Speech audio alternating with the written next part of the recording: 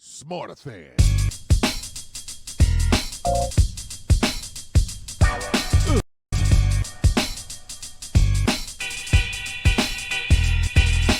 Smarterfan.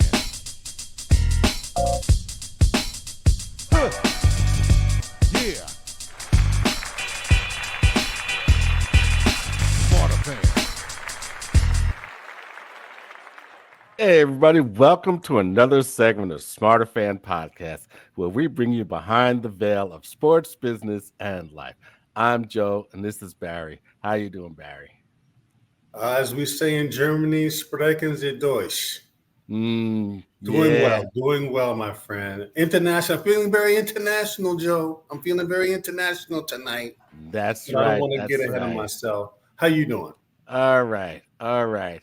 And I just want to give a shout out to Italy and Lithuania. Thanks for listening, folks. We really appreciate you. Wow, we've gone international. Mhm. That's what's up. That's what's up. Smarter Fan is on the map international. Mhm. That's what we love. We love you guys. We love you out there all over the world. So what you got going on tonight? All right. So we had talked about Leroy Jordan. Mm. And so now he was born in Excel, Alabama. And he was the fifth of seven kids. Now, he was a standout at fullback in his high school. Mm-hmm. And so now he went to the University of Alabama and he played center and linebacker there. Mm. So now in 60, he was named MVP in the Blue Bonnet Bowl in a 3-3 tie with Texas. Wow. Yeah, so, now he helped the Tide win the SEC championship and the national championship, in 61 with a win over Arkansas in the Sugar Bowl. So now in his senior year in 62, the Tide fell short going for another title, but they also had a young quarterback by the name of Joe Namath on that squad. Wow. Yeah, Wow. man. Yeah. Now, in his final game with the Tide, he had 31 tackles in a 17 nothing win over Oklahoma in the Orange Bowl, and that got him his second MVP. Wow. Yeah, the man was a beast. So now he was picked 6th overall by the Cowboys in 63 in the NFL draft. And he was also picked 14th overall by the Boston Patriots of the AFL. So now, but he signed with the Cowboys, and he became the first rookie linebacker in franchise history to start in a season opener. That says a lot. Yeah, yes, it does. It does. In 65, he took over at middle linebacker, and he teamed up with Chuck Howley and Dave Edwards. And by the way, Chuck Howley was the one who won the MVP in that losing Super Bowl. Okay, so I wasn't crazy. Okay. Nah. So he was part of that doomsday defense. Yeah, they used to put the hurt on people. Oh yeah, you know that. Now in 71, he had a record 21 tackles against the Eagles. Jeez. And in 73, he intercepted Kenny Anderson 3 times in a 5-minute span and ran one back for 31 yards for a TD. Now, at the time that he played, he was considered one of the smallest middle linebackers in the league at 6'1" and 220. So, yeah, that's interesting. Wow. Now, he ranks in the Cowboys history with he ranks second in Cowboy history with 743 solo tackles. Man, it was a machine. I'm telling you, man. And he's second in career starts with 154 behind Jason Witten. Jeez. So he wasn't injured, and he was always available to play. That's right. So he helped the Cowboys to 3 Super Bowls and 5 NFC championship games. And he had 32 career interceptions. Now, in 80, he was inducted into the Alabama Sports Hall of Fame. And the College Hall of Fame in '83. Now, in '88, he received NCAA Silver Anniversary Award. Now, how is this man not in the Hall of Fame? Because the sports writers don't know what they're doing. You know, I've always felt that is a flaw because it's a two-edged sword. So if you have personality conflict, that tends to override what you deserve, which doesn't make any sense for people who've never probably even played on their high school JV team. Yeah.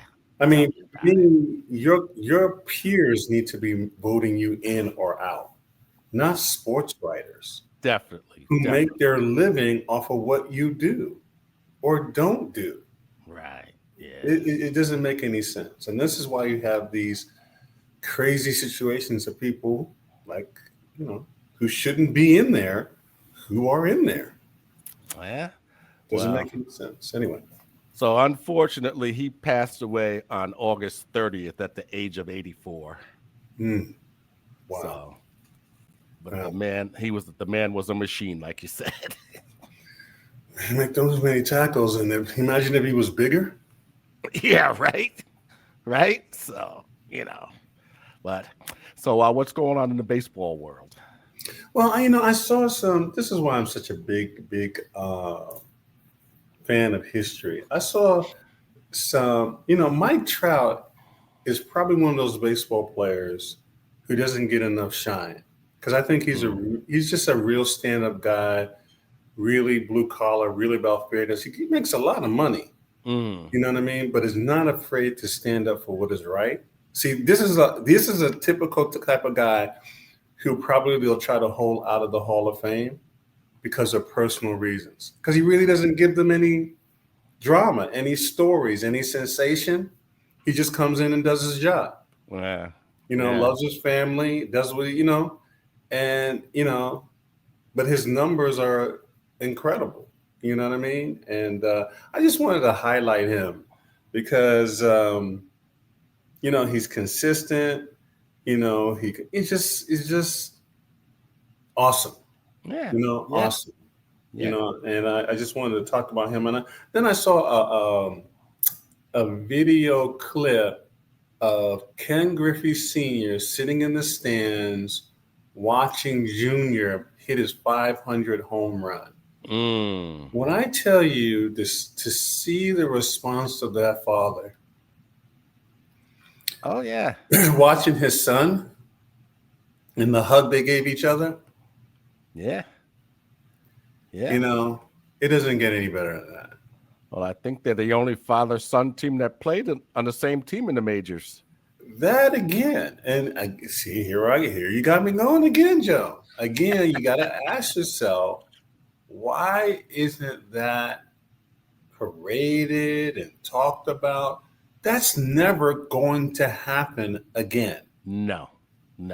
I mean, that is literally amazing. That you as the father could be playing with your son in the major leagues and you're both in the Hall of Fame. Yep.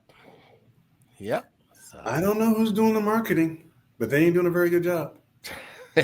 Well, that's baseball in general, but that's another story. I know. But it's a shame that both of those players, Trout and Griffey, had injury-plagued careers. Because imagine what Griffey could have done if he stayed healthy all those years. It's scary. It scary. is. It literally is, because you look at what he's accomplished and you go, can anybody do more than that? Yeah. You know what I mean? The gloves, it's scary. It's really scary. It really is. So anyway, week 1 of the NFL was very, very exciting, to say the least. It was. So Aaron Rodgers showed the Jets that he still got it. Yeah. He threw 4 TDs, and after the way he was dismissed by the Jets, he got the satisfaction of beating them at home. Yeah, I heard something interesting about that too. It was kind of like, Aaron Glenn. I mean, if you're going to release a guy, Chris Carter made a great point. It was like, hey, you could have just called the guy up and said, hey, we're going to move in a different direction, blah, blah, Right, blah. right, yeah. Why make the guy fly all the way from some tent in the backwoods of Wyoming to tell him that you're moving in another direction? Yeah. But that's typical Jets, though. And that's why they got that bad juju. Mm-hmm. Unfortunately, that's why they got it. Yeah. You know what I mean? It's that kind of stuff people don't realize that dooms your franchise. I mean, there's just some franchises that are always going to be the bottom 15. Yep. Because of bad juju. That's right. So now Justin Fields, he exceeded expectations. He looked good. Listen, let me tell you something about Justin Fields. I've been following that kid since a little bit before, pretty much when he got recruited to OSU. And then I think he left. I forgot where he went to then. And then ended up getting drafted by the Bears. Right. The kid can play. If you give him what he needs to play, he's a dual threat. He's accurate. The biggest knock on his career is that he's not been in with very good franchises. Yeah. He hasn't, and very good coaching. But talent-wise, the tape don't lie. Yeah. The kid in Chicago was basically putting the team on his back and carrying them. Yeah. Then you want to blame him. You kick out the old regime. The new coach sabotages you, right? So he can get a contract extension, drafts Caleb. This ain't no shade on Caleb. And then within a year and a half, what did Bears do? Fire Eberflus. So you ruin this kid's career to extend your career. You don't get anything done. And they get rid of you because they realize, here we go again. Another marathon with the coach who's just playing for extended contracts and not wins. Nope. So, well, the kid has to go with this now. Wow, surprise. I said, I don't know why people are surprised. Just look at his tape. Yeah. Anyhow, I'm sorry.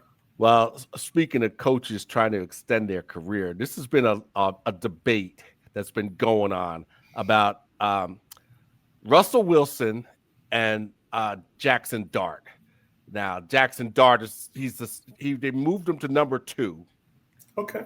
Which, in my opinion, I think they should have left him at 3 because Russell was running for his life all day. So how many years has it been now since they've been trying to address the offensive line? At least 5.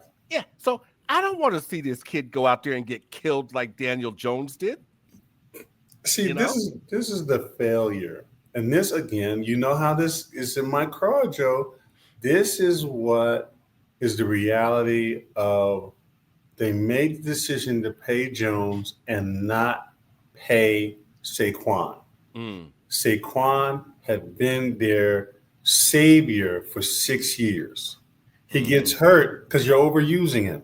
Right. Yeah. He's your only offensive weapon. You and I can't name 3 receivers over the last 5 seasons for the Giants that made any impact. Think about that, Joe. So where's the problem? So you make the kid the scapegoat by your bad decisions. Then you end up eventually doing what? Trading Jones. You give away Saquon to rebuild again, but you still haven't gotten the offensive line. And this is, I'm glad you said what you said, because I was just kind of very surprised. Like, Russell Wilson can play, but you got to give him the pieces. You got to give him time. Yeah. And I saw a play on one of the highlights with the new fullback, the Scatterboro kid, right? And so he's running through the hole.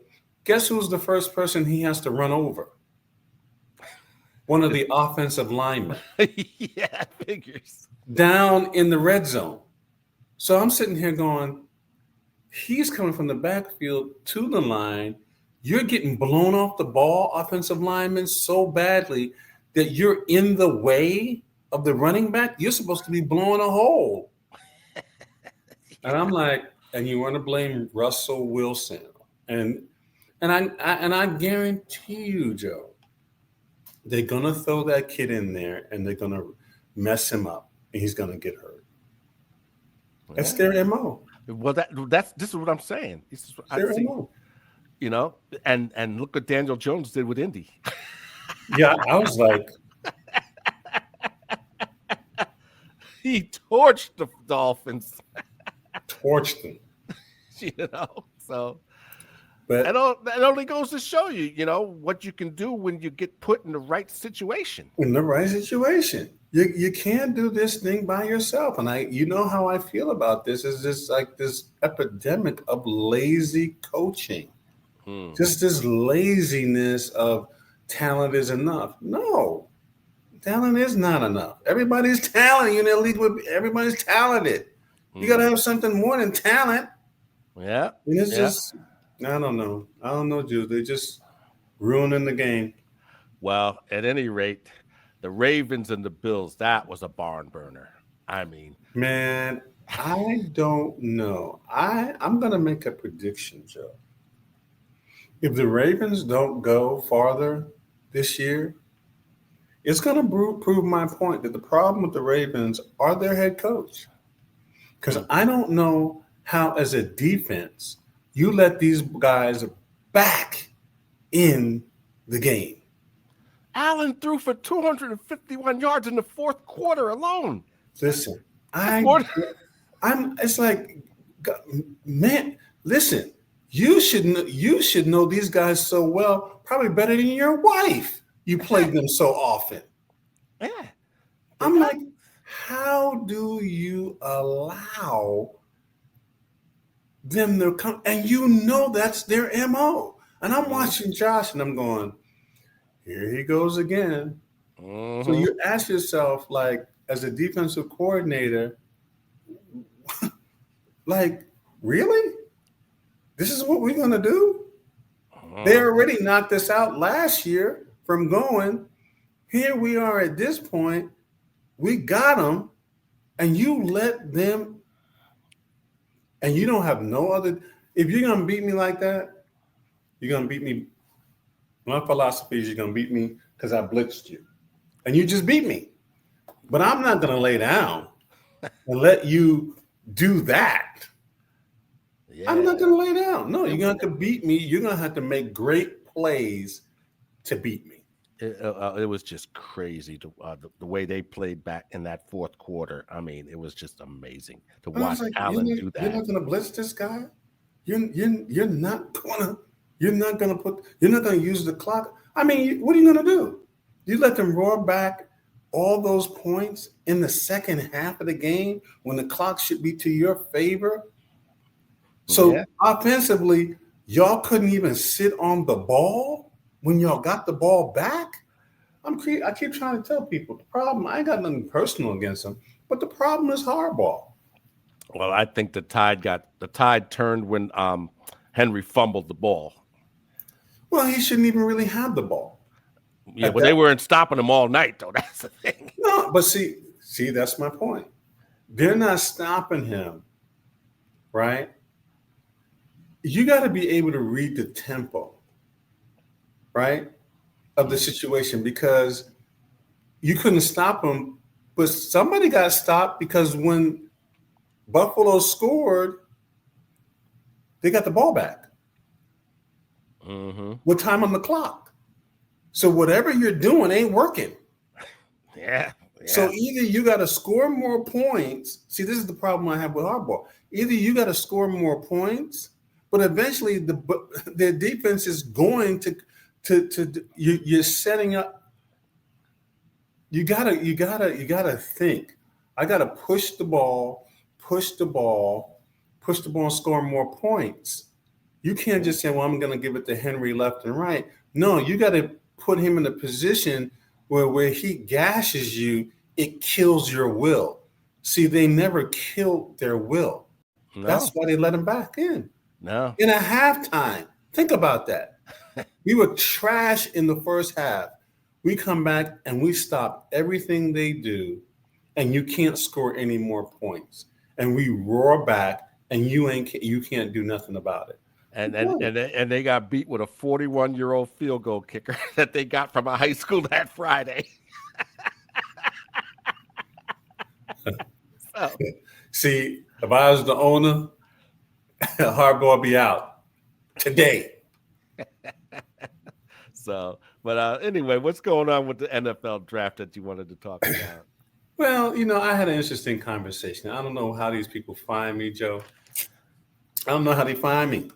I try to be incognito, but it ain't working. So, they were talking about talent and so forth and so on. And I said, you really don't understand sports. He says, well, why do you say that? I said, you can have a lot of talent. And I'll give you a prime example. Who won the national championship last year? You couldn't tell me. I said, Michigan. I said, do you know who the quarterback's name is? He said, no. I said, you don't find that strange? I said, do you know where he was drafted? He won a national championship. He says, I don't know. I said, that is why the draft is basically trash.